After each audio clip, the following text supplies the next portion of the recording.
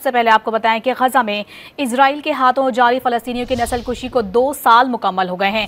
صہیونی فوج نے 41 کلومیٹر طویل پٹی پر ہیروشیما جیسے 6 بموں جتنا بارود برسا دیا۔ 20,000 کے قریب بچوں سمیت 67,000 سے زائد فلسطینی صہیونی دہشت گردی کی بھینٹ چڑھ گئے۔ 1,69,000 کے قریب زخمی ہیں۔ اسرائیل کے پیدا کردہ قحط نے بھی 400 سے زائد جانیں لے لی۔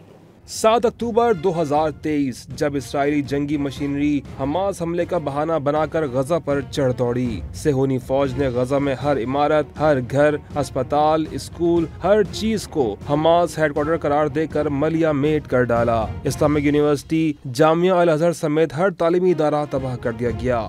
ظلم کی انتہا کرتے ہوئے صحت کا نظام بھی تباہ کر دیا گیا۔ الشفا اسپتال سمیت غزہ کے 125 اسپتال اور کلینک ختم ہو گئیں۔ 1,722 طبی عملہ فرائض کے انجام دہی میں شہید ہوا۔ عالمی تنظیم کے مطابق اس وقت غزہ سے 28 نامور ڈاکٹرز اسرائیلی حکومت خانوں میں قید کیے گئے، جن میں سے 2 سینئر ڈاکٹرز دم توڑ چکے۔ کئی بار اسرائیل نے ریسکیو آپریشن کے دوران بھی بم برسائے۔ کم سن بچی ہند رجب بھی صہیونی بربریت کی علامت بن گئی۔ اسرائیلی دہشت گردی یہی نہ رکی، فلسطینیوں کو بھوکا مارنے کے لیے کڑی ناکہ بندی کر دی گئی۔ اب تک غذا نہ ملنے سے 459 فلسطینی لقمہ اجل بن چکے۔